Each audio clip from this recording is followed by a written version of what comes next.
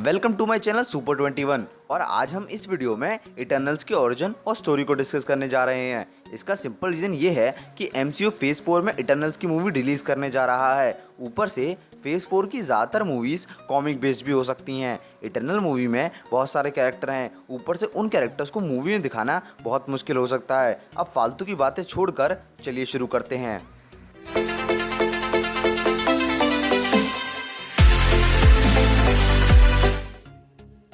तो इस सब की शुरुआत होती है एक वर्ड से, जो कि है सेलेस्टियल्स। अब आप में से बहुत सारे लोग ये पूछोगे कि सेलेस्टियल्स कौन होते हैं, तो अभी आप इस क्वेश्चन को टालकर सेलेस्टियल्स को एक रेफरेंस की तरह ले सकते हो। सेलेस्टियल्स जो कि स्पेस से अर्थ पर 1 मिलियन ईयर्स पहले आए थे, तब अर्थ पर इवॉल्विंग स्पीसीज एप्स थी। इन सेलेस्टियल्स ने एप्स पर कुछ एक्सपेरिमेंट किए। 3 अलग सेलेस्टियल्स ने 3 डिफरेंट एक्सपेरिमेंट किए, जिससे 3 नई जनरेशन्स बनी, जिसमें पहली थी डेविएंट्स। डेविएंट्स स्ट्रक्चरली अनस्टेबल होते थे और ये लोग मारधाड़ और फाइटिंग पर ज़्यादा बिलीव करते थे।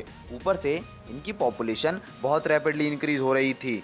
दूसरी जनरेशन थी Eternals. Eternals nearly immortal being थे, जिनकी एज लगभग 1000 से 1200 साल होती थी। ऊपर से इनके पास गॉड लाइक पावर्स भी होती थी, पर इनकी भी एक प्रॉब्लम थी कि इनकी पॉपुलेशन बहुत ही कम इंक्रीज होती थी। तीसरी जनरेशन एक कॉमन ह्यूमन बीइंग की है, लेकिन क्योंकि एक सेलेस्टियल के एक्सपेरिमेंट के चलते इस ह्यूमन रेस में से कुछ लोगों के पास म्यूटेंट जीन्स थे, जो कि 1 मिलियन ईयर्स बाद एक्टिव होते। यहाँ हमारे पास अभी 3 जनरेशन हैं, पहली डेविएंट्स, दूसरी इटर्नल्स और तीसरी ह्यूमंस। और आगे इन्हीं ह्यूमंस में से 1 मिलियन ईयर्स बाद बनते हैं mutant. For example, Peter Parker को स्पाइडर ने बाइट किया, फिर भी वो मरा नहीं, जबकि दूसरे लोग इजीली मर जाते। इसका सिंपल रीज़न ये है कि पीटर पार्कर की जनरेशन के पास म्यूटेंट जीन थे, जो कि 1 मिलियन ईयर्स बाद पीटर पार्कर के टाइम पर एक्टिव हुए।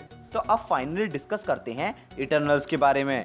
इस सब के बाद डेविएंट्स ने ज़मीन के नीचे जाकर अपनी सिटी को बिल्ड करने का फैसला किया और इटर्नल्स ने पहाड़ों पर। सारे इटर्नल्स माउंटेन्स पर पहुंच गए, जहां इन इटर्नल्स के ग्रुप के 2 लीडर्स थे, पहला क्रोनोस और दूसरा यूरेनस। क्रोनोस चाहता था कि सारे इटर्नल्स पीसली एक ही प्लेस पर रहें, जबकि यूरेनस चाहता था कि इटर्नल्स अपनी पावर्स का यूज़ करके दूसरी रेसेस पर राज करें।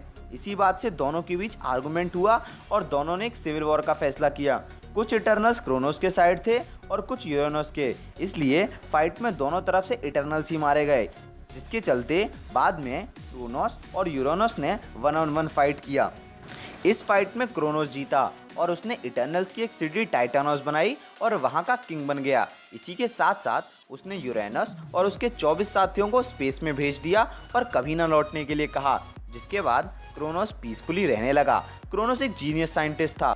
उसने अपनी लैब में एक्सपेरिमेंट के चलते एक नया एलिमेंट डिस्कवर किया, जिससे नियर इमॉर्टल इटर्नल्स पूरी तरह इमॉर्टल हो सकते हैं। जिस टेस्ट ट्यूब में वो एलिमेंट रखा था, वो टेस्ट ट्यूब ब्लास्ट हो गया, जिससे क्रोनोस की डेथ हो गई। लेकिन फिर भी क्रोनो कॉस्मिक एंटिटी बन गया।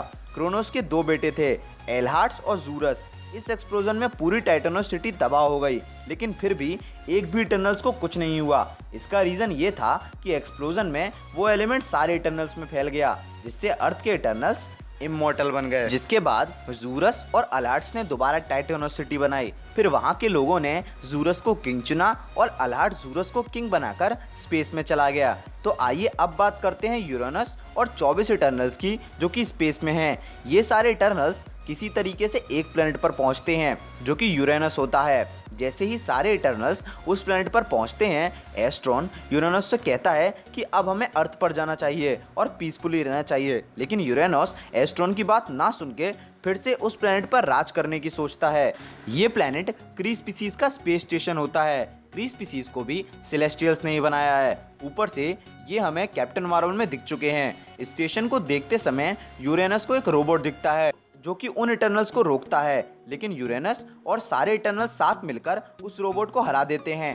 जिसके बाद यूरेनस एक साइंटिस्ट को ऑर्डर देता है कि वो एक रॉकेट बनाए, जिससे वो अर्थ पर जाकर टाइटानोस पर राज करे। कुछ टाइम बाद वो साइंटिस्ट रॉकेट बना लेता है और यूरेनस और कुछ इटर्नल्स उस रॉकेट में जाने के लिए तैयार होते हैं। लेकिन एस्ट्रॉन और 3 इटर्नल्स पीसफुली रहने की बात करते हैं, इसलिए वो उसी प्लेनेट पर रह जाते हैं और बाकी यूरेनस के साथ अर्थ की तरफ जाने लगते हैं।